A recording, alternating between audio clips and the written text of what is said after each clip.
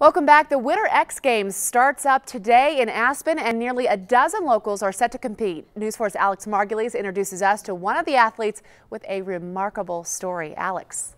You know, having a chance just to compete in the X Games stage is an accomplishment in itself, but the battle that Trey Humphrey has had to overcome to get to this point is awe-inspiring.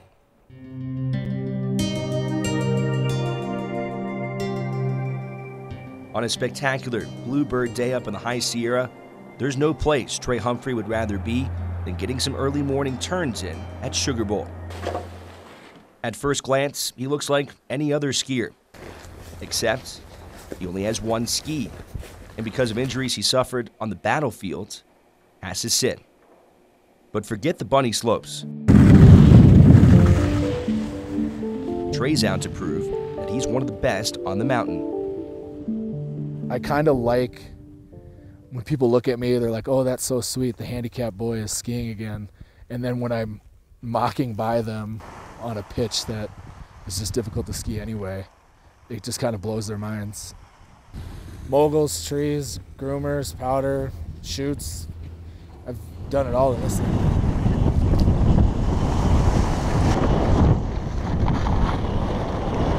You know, I've been skiing pretty much my entire life since I was a little kid, and I fancy myself as being a pretty solid skier. I tried keeping up with Trey today, and it was nearly impossible. This guy is an absolute speed demon on the slopes. I think I probably top out like around 65 miles an hour. We get going pretty fast. And with hard charging, like for any skier, can come with consequences.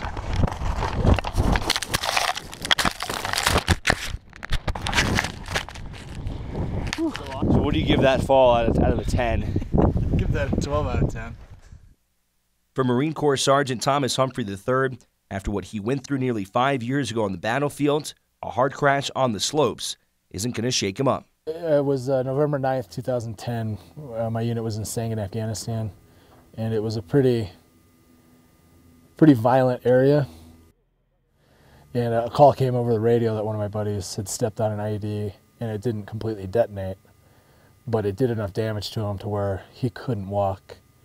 So I volunteered to wake my guys up and head out and try to do whatever we could to assist. And as soon as we got out there, it's like the hornet's nest just got kicked.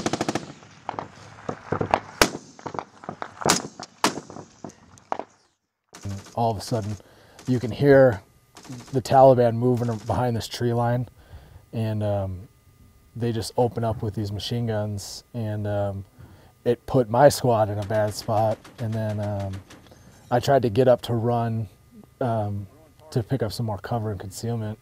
And as soon as I took like 2 steps, I stepped on an AD, and the blast just flipped me up in the air, and everything like went like slow motion. I didn't hear anything. I didn't really feel anything. And you know, I just remember thinking like I'm upside down, and then I landed in the crater, and that's when I looked down and saw my legs and was like, no skiing, no hiking. Great, my life's over. So that's your first thought. I mean, you're in a crater in Afghanistan. You just lost a leg, and one of your first thoughts is about skiing? Yeah, very first one. And I'm sure my wife doesn't like to hear that, but I mean, it's true. It's a pretty selfish feeling, but at the same time, you know, that's just, I don't know, can't control that. And then obviously my thoughts immediately turn to we're back in Afghanistan. Now I'm in a crater. Now I'm in trouble. Does it surprise you that when Trey talks about his accident, that the first thing that came to his mind was that, am I ever going to ski again? Not at all, because actually the first thing that came to my mind was skiing and his Subaru. He absolutely loved driving his Subaru, and so I remember when my mom and his parents came to my work to pick me up, like the first thing I said to his dad was, "What about skiing?" And I was hysterical, and so it's not a surprise at all. Trey credits his team flawlessly executing their Marine medical combat training to get him out of that crater alive. Within 15 minutes, he was on a helicopter to a nearby Air Force base. Within 35 minutes, he was on the operating table. After several brushes with death, several weeks in a coma, and a grueling recovery process, Trey would pull through.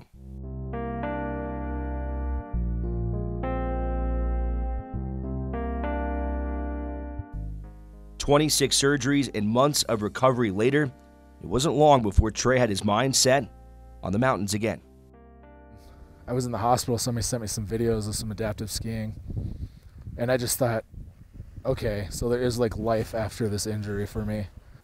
How big was being able to ski important for his recovery process?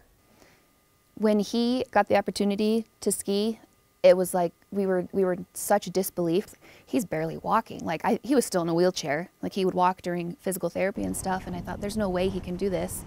He had no troubles whatsoever. He picked it up so quick, and I think that was a huge inspiration, just knowing it gave him motivation that I can do this. It motivated him to push harder and inspire other people. And for the first time since his surgery, he felt like himself again. And I just remember it just complete whiteout, what most people would consider like miserable conditions, and I was just instantly like back home and transported. It felt, even though I was on a monoski and not standing up, it felt the exact same. It felt like I was just going to Tahoe to ski with friends. And that was a pretty big feeling for me. But today, Zach, the course could not be much better. Look at this. Bluebird skies and the snow is packed as we are set to go jet. Zach, these monoskier X's we've talked about, they are amazing. This year's trip to the X Games will be his second crack at the event. He came up just short for qualifying for the finals last year. He's been training diligently, up to 4 times a week on the slopes and every single night in the gym to make sure he has a better showing. I'd say my chances are pretty good this year. Last year I really didn't know what to expect. I was definitely a rookie, and I felt that. And but this year I go into it knowing, what the course setup is going to be like, what the start's going to be like, who my competition is, and I've been working hard all season to be ready for it. Are you proud of him for doing this and competing and going to the X Games and all those things? What he's been through, I mean, is that a word you would use? I'm beyond proud. I don't know if there's a better word to use. He has pushed so much harder since his injury. There's so much more he does now and put so much more effort just to show other people that a tragic incident like this isn't going to hold you back, and he can inspire other kids who have injuries. And just seeing how far he's come, it's amazing. I mean, our kids have a true hero to look up to. You get a kung fu?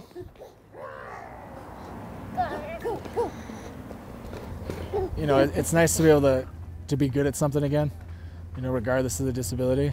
And skiing has always been one of those things that it's just so much fun, and it's freeing, and it's just a great experience.